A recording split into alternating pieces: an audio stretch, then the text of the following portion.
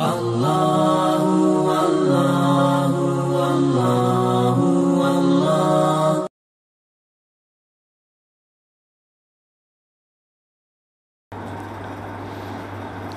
یہ تو ثابت ہو گیا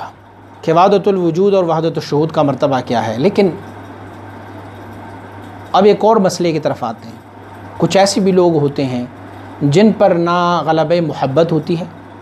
جن پر نہ یہ حالت و کیفیت ہوتی ہے، نہ اس پر انوار و تجلیات کی ورود ہوتی ہے، نہ اسے دین سے خبر ہے، نہ تصوف سے خبر ہے، لیکن انہوں نے منصور حلاج کی قول کو پڑھا ہے کہ منصور حلاج نے کہا انا الحق۔ انہوں نے ابن عربی کے کلام کو پڑھا ہے، اور پھر انہوں نے کسی اور بزرگ کا کوئی کلام پڑھا ہوگا اور وہ کلام ان کا وحدت الوجود پر ہوگا، اس نے تقلیداً اس کی کلام کو اپنایا۔ اسے نہ دین کی خبر ہوگی، نہ سلوک کی خبر ہوگی، نہ تصوف کی خبر ہے، کچھ نہیں ہے، لیکن کہا جی میں بھی ملنگ بن جاتا ہوں، میں بھی بیٹھ جاتا ہوں، میں بھی ویسے کروں، جو میں کہوں وہی ہوگا، جو میں کہوں وہی ادا ہوگا، یا کوئی اس طرح کے کمالات، ہمیں نماز پڑھنے کی ضرورت ہی نہیں ہے، ہم تو نماز مکے میں جا کے پڑھتے ہیں، ہم تو یہ کرتے ہیں، اگر میں کہوں تو جبریل اور میکائیل بھی میرا غلام ہے، میں کہوں کہ جب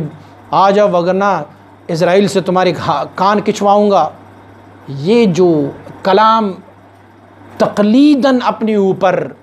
طاری کر لیتے ہیں، تو امام ربانی صاحب فرماتے ہیں ان لوگوں کے بارے میں کیا ہے؟ فرماتے ہیں کہ درین زمان بسیار عظیم طائفہ کی بزی صوفیان خود را وام نمائند۔ فرماتے ہیں ہمارے زمانے میں بہت سارے ایسے لوگ ہیں کہ جو صوفیاء کی شکل کو اپناتے ہیں۔ یہ جو لوگ سلوک و تصوف کے مخالف ہیں، یہ جو مرشدوں کے مخالف ہیں، انہوں نے اس طرح کے لوگوں کو دیکھا ہوا ہے، انہیں ایسے لوگوں کو دیکھا ہوا ہے جو شریعت سے متصادم ہے، ان لوگوں کو دیکھا ہوا ہے جس کو شریعت کے پتہ ہی نہیں ہے، ان لوگوں کو دیکھا ہوا ہے کہ جو چرس پینے والے ہیں، جو شراب پینے والے ہیں، جو غیر شرعی افعال کرنے والے ہیں، اور انہوں نے اپنے نام کے ساتھ صوفی لگا رکھا ہوتا ہے یا شیخ طریقت لگا رکھا ہوتا ہے۔ ہم بارہا کہتے ہیں اس کو کہ وہ مردود ہے، اس کا تصوف سے کوئی تعلق نہیں ہے، ان کا کوئی اللہ کی برگزیدہ بندوں کے ساتھ، کیونکہ ولی کی علامت بھی رب نے بیان فرمایا ہے۔ اللہ نے فرمایا کہ الا ان اولیاء اللہ لا خوف علیہم ولا هم یحزنون۔ سب سے پہلی شرط الا ان اولیاء اللہ لا خوف علیہم ولا هم یحزنون الذین آمنوا، ایمان ہے، وکانوا یتقون، اور تقوی ہے۔ تو اللہ کے ولی تب بنیں گے جب مومن ہو اور متقی ہو، تو تب، جبکہ ایسے ڈرامہ بازیاں کرنے والے یا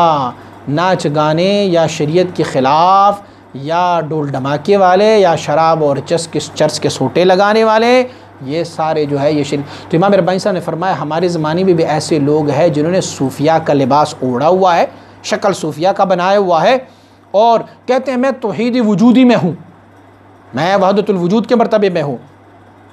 اور وہ لوگ کہتے ہیں وہ کمال را جز آن نمیدانند، کہتے ہیں وحدت الوجود کے علاوہ کوئی اور کمال ہے ہی نہیں، سب سے بڑی کمال تو یہ ہے وہ بعلم از عین باز ماندہ اند، علم الیقین پہ وابستہ ہے اور عین الیقین کو چھوڑ گئے ہیں، ہاں، وعن اقوال مشائخ را بمعانی متخیلی خود فرود آوردہ، اور ان مشائخ کے جو گزرے ہوئے مشائخ کے اقوال ہم نے ذکر کیا، ان الحق اور سبحانی معظم شانی، ان کی اقوال کو اپنی خیال کے ساتھ ان کو ایک عملی صورت پہنایا، اپنی خیال کے ساتھ ان کی تعبیر کی ہے انہوں نے، ہاں، ان کو مقتدائے روزگار خود ساختہ، انہوں نے اپنی روزگار کو اسی چیز سے بنایا ہوا ہے۔ وہ بازار کا صد خدرا بین تخیلات رائج داشتاند، اور اپنی فاسد اور نقصان والی بازار کو انہوں نے انہی چیزوں سے سجایا ہوا ہے۔ بس کبھی کسی کے سامنے کہتے ہیں ان الحق، کسی کے سامنے کہتے ہیں کہ سبحانی معظم شانی، کسی کے سامنے کہتے ہیں لوائی فوق لوائی محمد، لوگوں کو دھوکہ دے رہا ہے۔ وہ اگر بالفرض در عبارات بعض از مشائخ ما تقدم الفاظ کہ تصریح بالتوحید وجودی دارن واقع شدند حمل بران باید کرد که در ابتدا در مقام علم الیقین به این کلمات تکلم فرمودند و در آخر کار ایشان را از آن مقام گذرانیدند و از علم به عین بردند.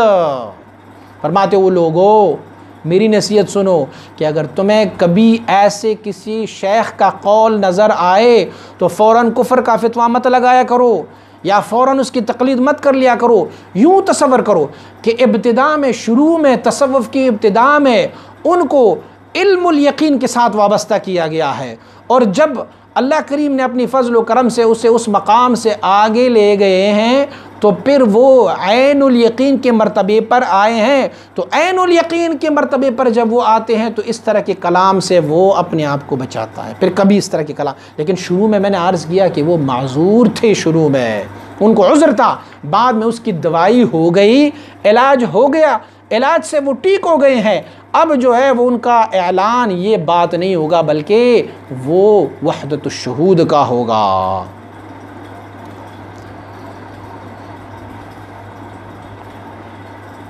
امام ربانی مجلف ثانی رحمۃ اللہ تعالی اسی مکتوب شریف میں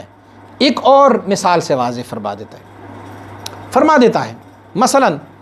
ایک بندہ شخص سے درخواہ بواسطہ مناسبتی کہ بمقام پادشاہت دارد خود را پادشاہ دید. ایک بندہ سوتے میں خواب میں دیکھا کہ میں بادشاہ ہوں، وہ لوازم بادشاہت در خود یافت، اور اس نے دیکھا بادشاہت کی جو لوازمات ہیں، ان کی کرسی، ان کا لباس، سارا کچھ جو ہے خادم اور قصر صدارت اور سارا کچھ بھی موجود ہے. تو آپ مبارک فرماتے ہیں اس نے دیکھا وہ معلوم ہے کہ آن شخص بادشاہ نہ شدہ است. یہ تو معلوم ہے کہ وہ بادشاہ نہیں ہے بلکہ اس نے خواب دیکھا، بلکہ صورت مثالی بادشاہت را در خود دیدہ است، بلکہ اس نے بادشاہ کی ایک مثالی صورت کو اپنے آپ میں دیکھا ہے بس. وفی الحقیقت بادشاہت را بآن صورت مثالی ہیچ مناسبت نیست، لیکن فی الحقیقت میں وہ بادشاہ ہے ہی نہیں، فی الحقیقت وہ بادشاہ ہے ہی نہیں. لیکن ان کی مثال، اس نے خواب دیکھا اور خواب میں دیکھا کہ میں بادشاہ ہوں، میرا ایسا لباس ہے، میرا ایسا مزدور ہے، غلام ہے، کڑے ہیں، وزیر، سارے کچھ ہے، لیکن فی الحقیقت وہ بندہ بادشاہ نہیں، لیکن سارے لوازمات کو اپنے آپ میں دیکھا ہے. تو آرے آن شہود اگرچہ بصورت مثالی باشد اما استعداد آن شخص بمتحقق شدن بحقیقت آن صورت خبر میں دہد اگر جانب بکند و عنایت خداوندی جل سلطانو شامل حال او شود بآن مقام برسند. دیکھو وہ جو انہوں نے خواب میں دیکھا ہوا ہے کہ میں بادشاہ ہو گیا ہوں، فی الحقیقت تو وہ بادشاہ نہیں ہے، لیکن اگر وہ شہود جو انہوں نے مشاہدہ کیا ہوا ہے، فرماتے اگرچہ اس نے مثالی شہود دیکھا ہوا ہے، ہاں مثالی بادشاہ ہے، لیکن استعداد اس شخص میں موجود ہے کہ وہ بادشاہ ہو جائیں. ہر بندے میں استعداد موجود ہے کہ وہ بادشاہ ہو جائیں. ہاں وہ آن شخص پر متحقق شدن بحقیقت آن صورت خبر میں دہد، یہ بھی ہو سکتا ہے کہ وہ بادشاہ ہو جائے، لیکن کیسے ہوگا؟ جانب کند، اپنی جان محنت کر لے، کوشش کر لے، اور محنت و کوشش کرنے کے بعد ہو سکتا ہے کہ اللہ کی عنایت بھی شامل حال ہو جائے اور وہ بندہ اس مقام تک پہنچ جائے